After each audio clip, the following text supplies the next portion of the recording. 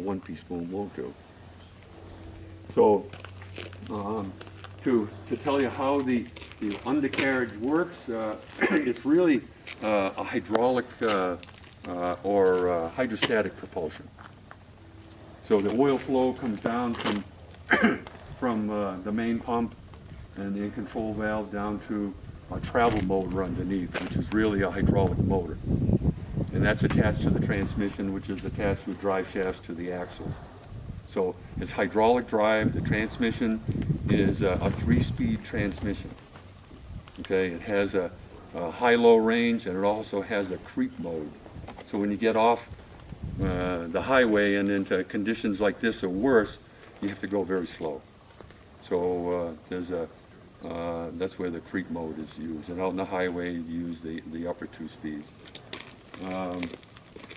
The outriggers, whether it be outriggers, if you had some guys want the blade on the front, some guys want the blade on the rear.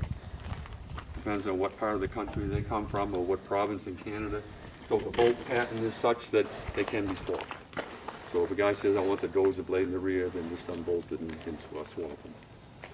So that's the advantage.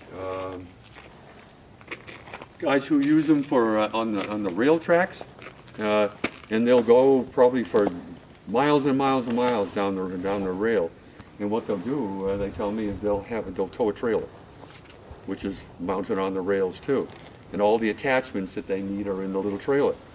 So as they need to change function in their application, they just swing around with a hydraulic coupler on the right here, and hydraulically disconnect the attachment on the trailer, reconnect the new one, and they're ready to go.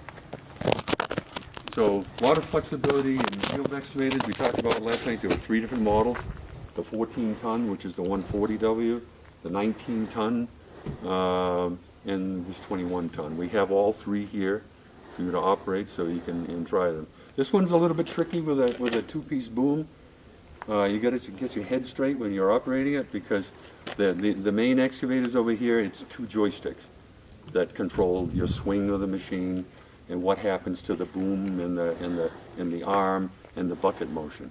When you're in this thing with a 2-piece boom, you've got both levers to play with, and this outer piece of the boom right here is controlled by your left foot. So you got to think about what you're doing with your foot and 2 hands, and in the beginning it's going to mess your mind up a little bit, but you get used to it quite quickly. Any questions on these, and we'll move on to the truck? Curious, you said that some models have the outriggers in the back and then the blade in the front. Yeah. Does that mean the blade sort of serves as the other stabilizer Yes. in the front? Yeah, it can be used to push dirt, and that's one of the reasons why municipalities like these, and that's a huge market for these machines, is municipalities. And they can get rid of one machine sometimes on a job site. This can dig a hole, and you've got a blade sometimes to level material too. So one machine can sometimes do what 2 others had to do in the past. So